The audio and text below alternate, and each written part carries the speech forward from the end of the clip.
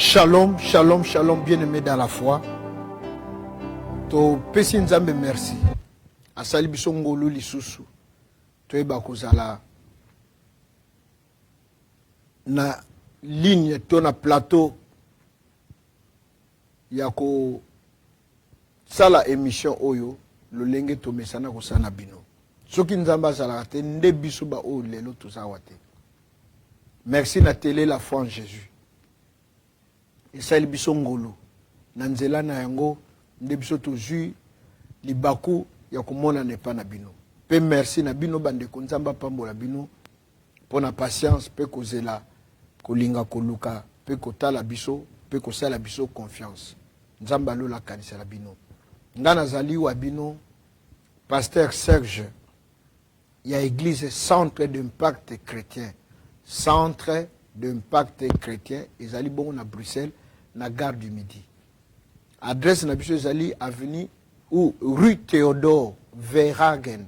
Théodore Verhagen numéro 196 202. Ezali bongo na 1060 Saint-Jules. Mais à partir de la gare du Midi, sous un transport public aux tram 81 au Ezokende direction Montgomery. Premier arrêt babengi yango Suède, deuxième arrêt babengi yango avenue du Roi, de place biso tozali. Numéro na biso ya téléphone yango wana ezo véhiculé bokoki ko benga biso wana ou bien tozape na deuxième numéro ezali plus 32 466 09 44 51. Plus 32 466 09 44 51. Bien-aimé tozo bondela poto banda message na biso. Nzambe na lola kolona nkembo nazongisi lokumu matondo masanjoli. La Bible dit ceux-ci ont leurs chars, ceux-là ont leurs chevaux. Nous n'avons que toi. Nous invoquons le Dieu d'Israël. Papa to tikala kaka na yo, tozla kaka na yo. Permettre na poko lobano e kangola biso, e bimisa biso na molili, ba voile koya, e longola biso soni. Papa toyeba koseka pe kosepela. Oyo nyonso ezali yo te toranda ngo nul et sans effet na kombo na Yesu nde to bondeli amen. Bien-aimé, le thème de ce soir c'est le décret. Un décret.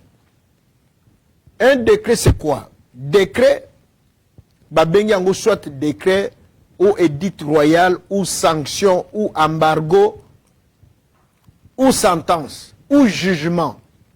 Mais par définition, décret est une opinion exprimée avec une certaine autorité.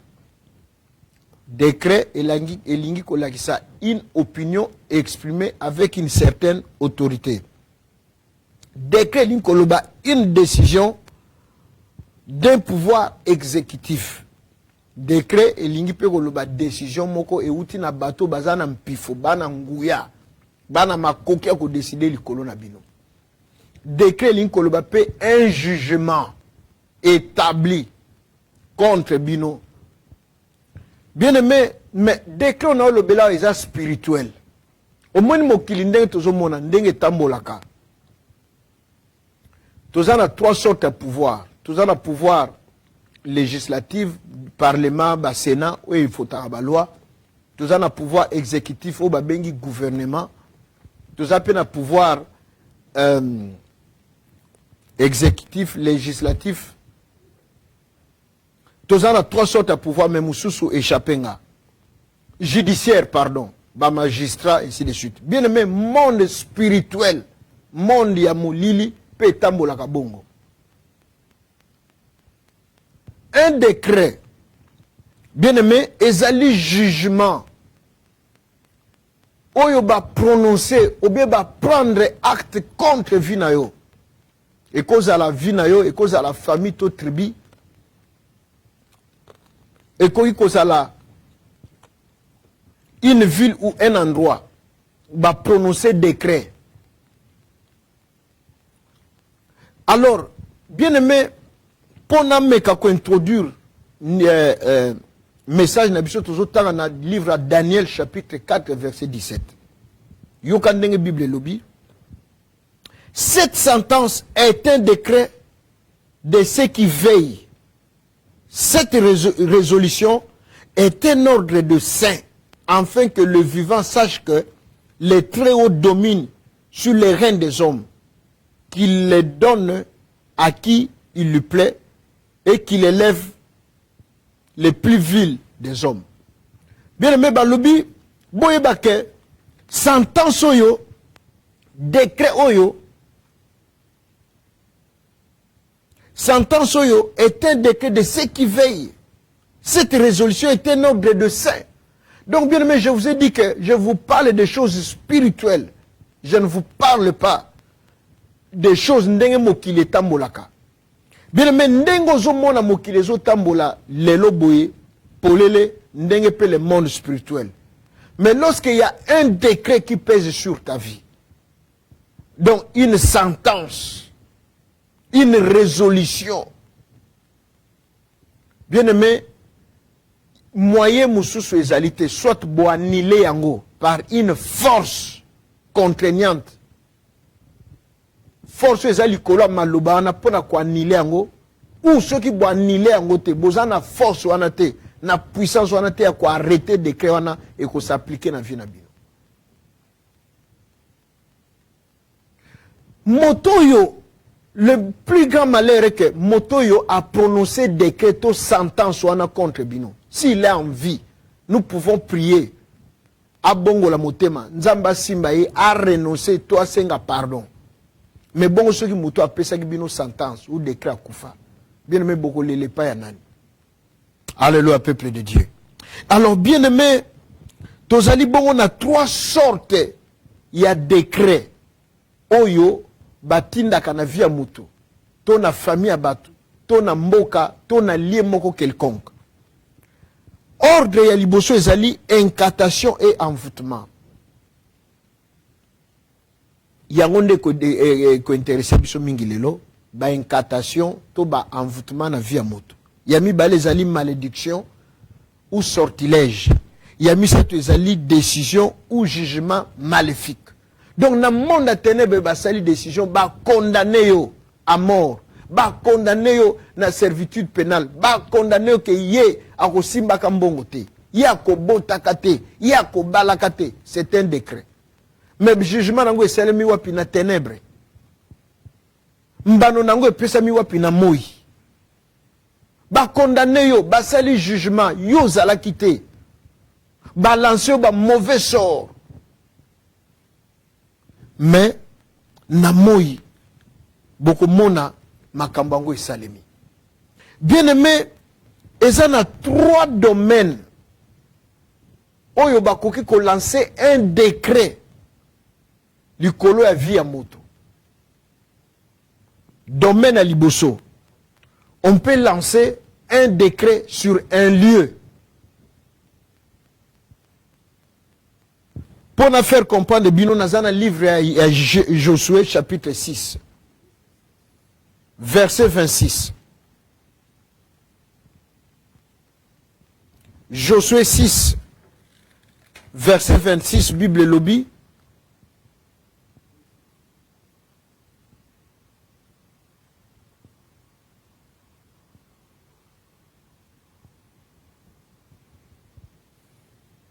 Ce fut alors que Josué gira en disant, maudit soit devant l'Éternel l'homme qui se lèvera pour rebâtir cette ville de Jéricho. Il en jettera les fondements au prix de son premier-né et il en posera les portes au prix de son plus jeune fils. L'Éternel fit avec Josué, dont la renommée s'est répandue dans tout le pays. Bien-aimé, Jéricho, tango Josué, à quoi ici Jéricho, mira Jéricho, Oto yemba kanabanzembo, mira Jéricho, Jéricho, Jéricho. Tango Jéricho et quoi il a na mabele. Nde Josué a zuli loba. A lobi maudit soit devant l'Éternel. Moto ko zwa initiative. Yako rebâtir ville oyo. Tango zo poser fondement po bana musala, mwana ne libusa ko kufa. Ce qui a s'entêté à continuer, tant que si sa fondement, moi na suka. Donc ekolia yo bana nyoso. Donc et la kisinini. Batu bakanisi ami batu batanga ka livre yo. Bakanisi donc okufi sa bana mi balé. Moi na liboso akufi ensuite tango yeko silisa mwana suka non. Donc e banda ko lia yo bana ya liboso akufi tango bandi tango zu initiative o bandi ko timo ya libulo tonga bana ba bandi ko kufa. Ti tango zo silisa oza lisusu na bana te. Donc balancer malédiction sur un lieu, sur une ville. Yangwana bozomo na ba vie ya bato. Ozalaka no bien na Bruxelles, mokomi na Paris, place ozo vanda vie ya moto marchaka lisusu te. To ozalaki bien na Bruxelles mais tango komi na Mons. Ou bien ozalaki bien na Charleroi tango komi na Mons, ou bien na Liège. Bien mais il y a des endroits balakela yango mabe. Il y a des endroits à cause des circonstances bien mais il y a quelqu'un qui a lancé un décret. Et ça le coup là David a télé à l'objet montagne de Gilboa. Il n'y aura ni sur toi ni pluie ni rosée. Pourquoi? Parce que les héros sont tombés. Et ça les place Saoul na mon année à Koufa Jonathan. Or que Jonathan azalaki muninga ya David. David a eu capacité à l'objet montagne de Gilboa. Pourquoi? Il fallait mais vous imaginez un tel endroit ils ont porté malédiction moko quelconque yo innocent ye bazo teka terrain wapi na maluku alo sombi 5 terrain bala moko obandi ko luko tonga bien aimé ba lia bon ka soki o sombi eloko liboso o komi attaquer financièrement au moins tam su musale bungi balongo na musalo bien mbongo bien ba faire au sala ko kwina mai pourquoi? Parce que eza lié eza maudit. Bien même olingo somba lopango, même ozo ko futela avant kota nesika wana benga bato na nzambe baya. Même chambre hôtel, obi banani balala ki kuna. Basala ki nini? Bisoto kanisa kaka mutu azu mwasi na mobile bake bakuta na hôtel non. Hôtel eza isika ba magicien, bato science occulte, ba bongo na ba nyoka, ba bongo na ba nyama. Bazo sala benkatation pour ba détruire mokili. Bien mais avant kota nesika, eza te ponda ko eza prier bien, eza na Montfleury ou bien eza na ma campagne to na Gombe. Non, bondela. Mbongo batongela ndako wana yebi bipai bazo ngo tamso eza makila ya bato. Yo eko vana ndako mobo bando yana na bana babela kaka ou bien bara bakoma têtu, ou bien bara bakoma mobulu. Pourquoi? Parce que makila Oba tongela ndako wana ezonganga. Na livre Genèse chapitre 4 verset 10 Bible lobi nzamba lobi na Caïn a lobi les cris la voix du sang de ton frère ezonganga tie pananga. Ozova na ndako moko boy kitoko appartement moko ya bien mais bien mais ba tongela ngo na mbongo nini. Yangwana tango bokotika bochema bobani ba problème à santé. Tango bocheka makolo bien aimé balongol bino misala ou bien problème beaucoup na problème mbongo. Pourquoi? Parce que le lien a été maudit. Bien aimé ceux qui tokeli susu na livre ya Matthieu 11 21 Yesu ye moko le grand prêtre azoloba na Betsaïda azoloba na Corazin alobi malheur à toi Betsaïda malheur à toi Corazin soki ba miracle salema ki epai na yo awa et ça le magatana mboka mususu bato wana balinga ba bongo la mitema mais yo bato bakoy ko bongo la mitema te. Ce sont des endroits où il la mamabe. Bien aimé, voilà pourquoi je dis faites très attention tango zo kende ko vanda nesika tango zo somba terrain mbongo na motoki mbongo na pasi bien aimé benga bato na nzambe baya na huile d'olive baloba maloba basala sinon bien aimé esika wana il y a des endroits aussi et pambwama au sel peut makamuzo kende mais certains endroits et laquelle mamabe mais par précaution comme bato mayele balobi na biso mieux vaut prévenir que guérir autant mieux ko benga bato na nzambe baye ba pamboli pe bayebi ko bonde la pone esika wana. Bien aimé, avant de passer na une histoire moko, il est arrivé na Kinshasa, bien aimé, na jeune moko boye, aoutaki kozwa musala, il y a bien, bazo fute mbongo bien, abali, azana mwasi na bana mi bale, asumi mi tuka mi bale, vi penza bien. Mais comme azalaki na chantier na ye, azo tonga lobi, en attendant chantier si la, na keko vanda, na lukesika. Mais boyebi batu wana tonga akomi ko mona mbongo, akomi ko sima mbongo, aoluka pa vanda na ndako yo ya ye moko. Wazana bazo kabolate ke porte au voisin abimakawa, po ba swana kate ou bien ba viola ki mona ne ou bien boy, pour se mettre à l'abri en sécurité fois le pango azaï moko. Or le pango ya qui ko foute la bien aimé le pango ana ceux côté riche au bima place wana pauvre. Bien aimé, il y a des endroits au côté riche au bimi pauvre. Bien aimé, il y a des églises au côté riche au bimi pauvre. Au côté qui n'a marié au bimi célibataire, divorcé. Au côté boina bana au bandi ko koufe la bana, ezana bandaku, il y a des lieux comme ça. Bien aimé, ndeko mobali oyo aye aso a bandi ko foute la ndaku wana. Comme ça na moi bambon na ye, ache ba peinture, ache ba climatisation, a saliboui. Mais si ko bateau ba vendre en fait na quartier, bazo tala ye, bazo mona ye, ndenga zo kende, ndenga zo zonga, pe bazo kele ma wandenga kokoma pauvre. Po ba yebi na lopa wana soki okoti obimi oke obimi kao. Okoti oke obimi kao. Bazo sekaye, ba musu bazo kele ma wandenga kozonga maboko pamba. Ndenga kozonga makolo na maboko. Bien aimé, ndeko oya bandi ko vana na bandi ko mener vie na bien bana misala ainsi de suite. Jou mususu à perdre musala. Bazu mutuka moko bateki. Po bazwa mwa mbongo ba vivre ba couvrir ba nyungu. Entre temps chanter banda otongi katani. Moi continuer zate po mbongo zate.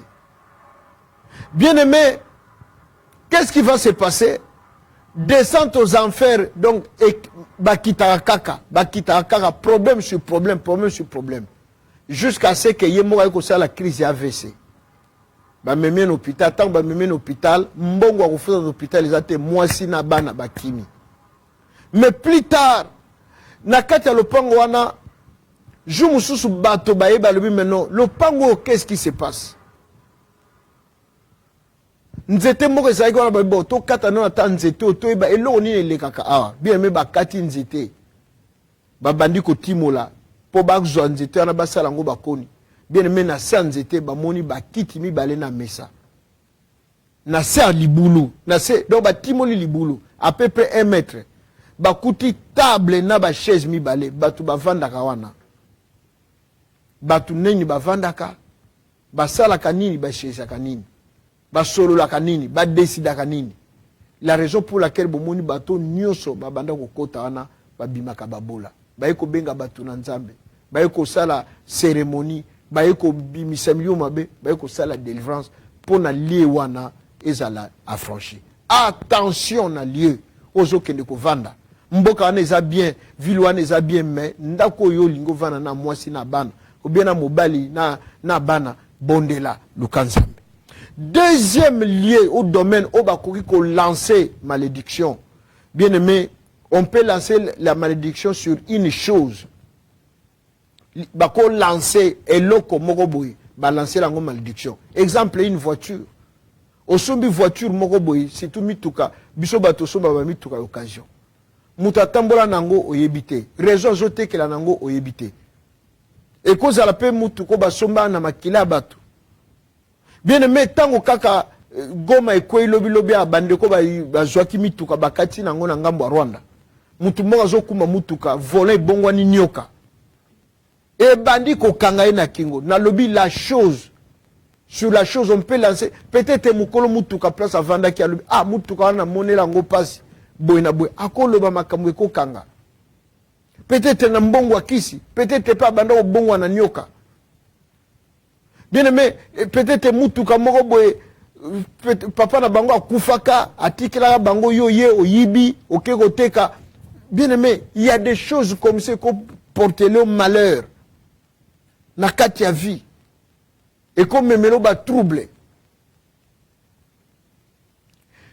Troisième domaine où bakoy ko lancer malédiction, tout décret maléfique ezali sur une personne, sur une famille, sur un peuple ou sur une tribu. Bien aimé, décret yangonde to bengaka ba lois établies na kati ya ba famille. Soki ba lansango likolo ya moto. Yo kobongaka te. Yo okobotaka te.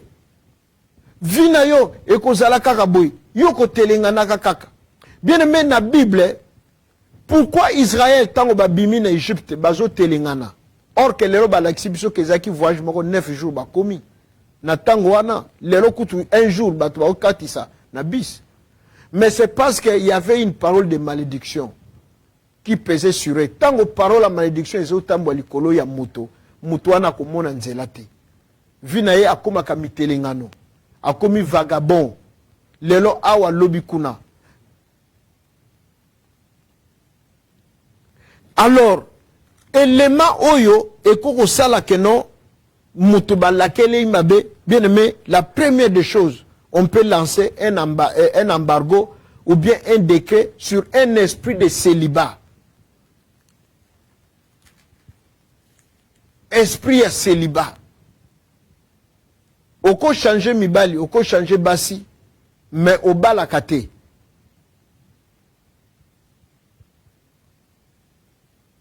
Beaucoup ça la be fort nyoso, oko za la logique, on se comporter bien, jamais liba le koya.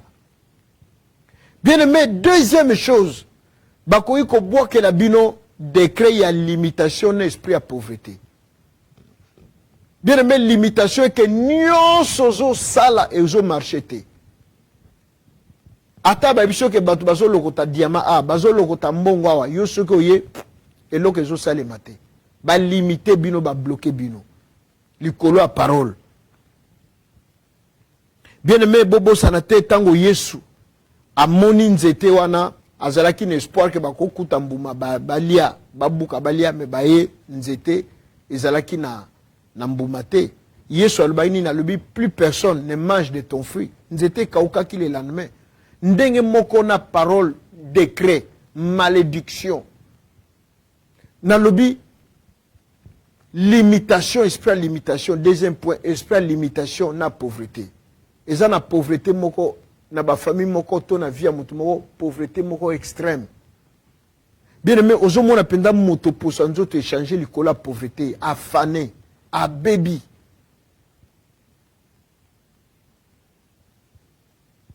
Bien aimé, ozo mona que non,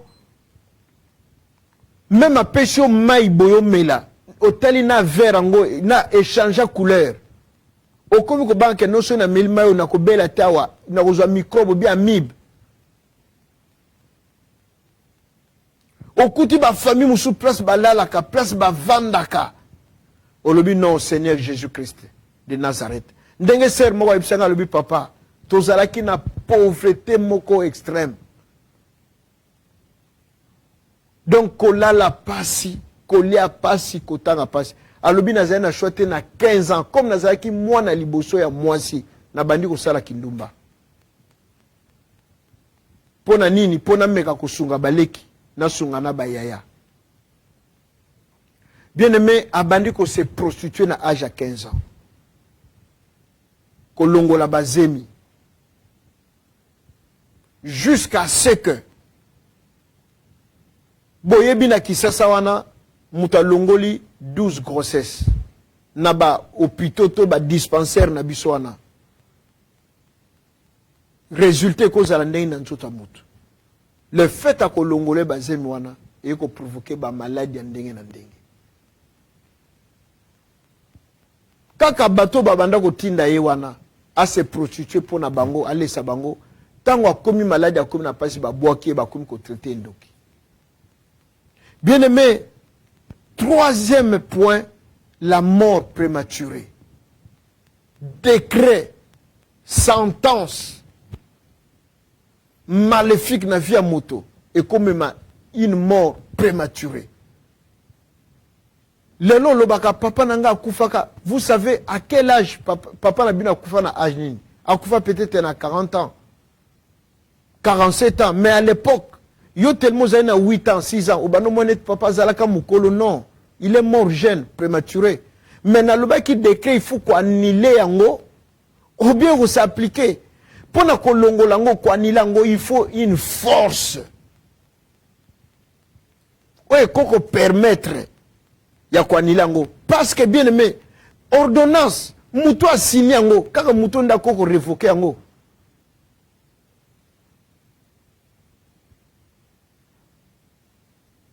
décret muto ya prononcaki kaka yenda zana capacité yenda zana pouvoir ya kolongola yango bozo mona dans certaines familles chaque année ou chaque période quelconque moto il faut kufa.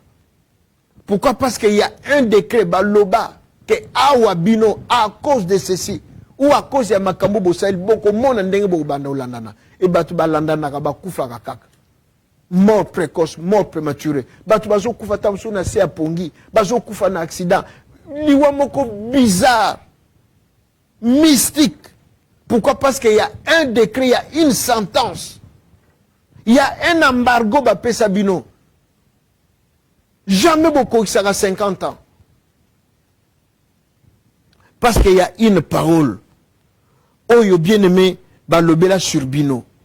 Voilà pourquoi ce soir, yangwana nazolo bake, décret, eza, et outaka toujours na moto moko. Il y a une personne, à cause ya makambo bosalaye, ou à cause ya haine azana envers bino, ou bien jalousie, à quoi qu'on lance décret na famille pour na ba calamité, ba événement malheureux et s'abattre tout la na likolo na bino. Comme je le dis, moto a lancé un décret, yé kakanda zana possibilité, ton a capacité à kolongola, ya kwa nile. Ce qui a vivant, à quoi qu'on bongo la motema, à quoi senga pardon na nzambe un jour, bon moni peut sort na bino échanger. Mais bien aimé, s'il s'avère que motowana a kufa, bien aimé, elingi kolobate que non, le kola, tata mwasi oyo, ou bien mama kulut, ou bien papa, mama, azalaki muto misala, azalaka boye, le kola kufi sili non. Bien aimé, avant motowana kufa, yeba ke assez à contaminer, assez à transmettre, assez à... Donc avant kufa, azalaka bien aimé, rassurer que mission accomplie. Donc bon le bate que non, au moni oncle wana, azay muto nini, yelo kola kufi, biso lukuta, avant kufa, il a accompli la mission. Assez à transmettre, assez à précipiter. Succession, ils ont tellement assuré ndakei. Bien aimé, on peut vous envoyer des maladies chroniques, des crèmes qui s'appliquent dans la vie de des maladies chroniques. Maladie moko boy papa zalaka nango bana bazola na obie bakufa nango obie wumela ka longtemps et zwa kabino mbongo et zwa kabino vie et s'il sera bino esengo. Ce qui muto a lancé décret wana aza en vie, je l'avais dit tout à l'heure que il y a moyen qu'ako bongo la motema quelque chose peut se faire. Mais ce qui a déjà kokufa. Ce qui a kenda déjà dans le cimetière. Bien aimé, Josué, total dans le livre de Josué, chapitre 6, verset 26. À l'objet maudit soit par l'Éternel. L'homme qui s'élèvera pour bâtir cette ville de Jéricho. Il va payer en posant les fondements par le prix de son fils aîné. Bien aimé, Josué a koufa, mais la malédiction est appliquée. Et l'andani. Exactement parce que Motouana koufinde sili non. Même à Koufi bien-aimé, ça peut toujours s'appliquer. Bien même toqué dans le livre Esther, Aman tango sali loi pour ne pas éliminer Bayuda. Aman a Koufi. Ba pandreye, nanzeto lingaka boma Mardoché. Mais malgré ba pandreye bien-aimé, la loi a continué. Il y a qu'on s'exécuter. Tolobaka la théorie de l'acte contraire. Celui qui nomme et celui qui révoque. Bien aimé, ce qui moto oyo asala qui décret et kanila qui angote. Bien aimé, et qu'on s'applique et qu'on l'anana de génération en génération. Alors pour annuler le décret, il faut prier. Spécifiquement, dans le domaine moko quelconque, on va lober pas na bino, soit mabale koufaka, soit beaucoup vandaka plus de 10 ans en mariage. Il faut maintenant bonde la, bolele la nzambe, bobenga batu na nzambe, bonde la, afin que malédiction a un mauvais sort. Balança qui na famille na bino kende. Mais ce qui bo sali angote, bien aimé ko s'appliquer. Donc bo se contenter que ndoki wana kufi, mutu wana kufi, yenda bien aimé parce que vous portez makila obozo porter et outinae. Et la malédiction va se suivre. Voilà pourquoi ce soir, bien-aimés, nous arrivons à la fin de notre message. Bien-aimés,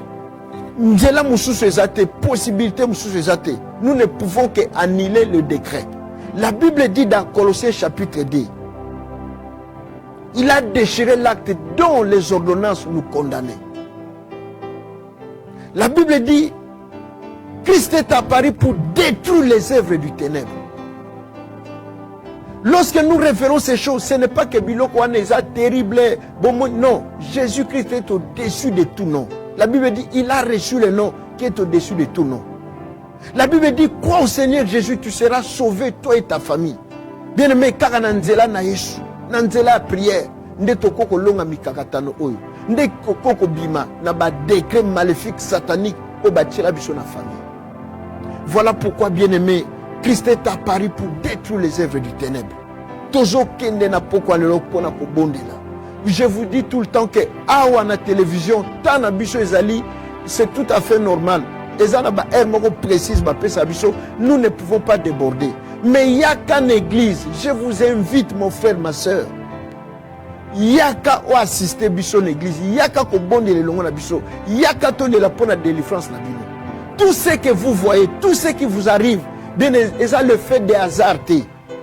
Ça des choses provoquées, des choses arrangées, des choses coordonnées pour bébé sabafina bino. Sinon, bien aimé, de génération en génération, bogotik à la bouille, bogosala que l'autre côté.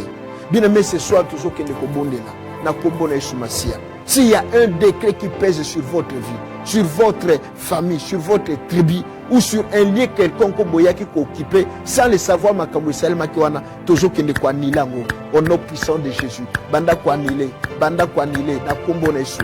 To bandi quoi ni décret nyoso, embargo nyoso ba pesabino, toujours qu'il ne quoi ni ba sentence nyoso, maléfique satanique, prononcé contre bino, déclaré contre bino, bobo tate, bobalagate, bokufa kanaba maladie moko mystérieuse ou mystique. Toujours qu'il ne quoi au nom puissant de Jésus. Ma maladie héréditaire, pauvreté extrême. Toujours qu'il ne quoi au nom puissant de Jésus-Christ de Nazareth. Au nom puissant de Jésus. Au nom de Jésus-Christ de Nazareth. Au nom puissant de Jésus-Christ. Que ton nom soit béni, créateur de toutes choses, maître des temps et des circonstances.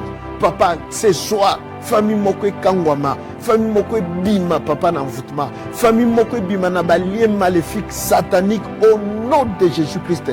Papa naza ko annulé ba déclaration, naza ko annulé oyo batu baloba to basala to malheur moko batikela bango na famille. Na kombo na Yesu Masia. Papa makila no ebombe jipika elongola semence nyo susala yote pour le kumu ya kombo na yo. Dans le précieux merveilleux nom de Jésus, nous avons ainsi prié. Merci Seigneur. Bien-aimé, c'est votre humble serviteur, le pasteur Serge Pedrignon Nazali Bongo, pasteur de l'église Centre d'Impact des Chrétiens. Nous sommes à la gare du Midi.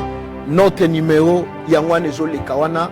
Et notre deuxième numéro, c'est plus 32 466 09 44 51. Ne manquez pas de nous téléphoner. Que Dieu vous bénisse au nom de Jésus. Amen.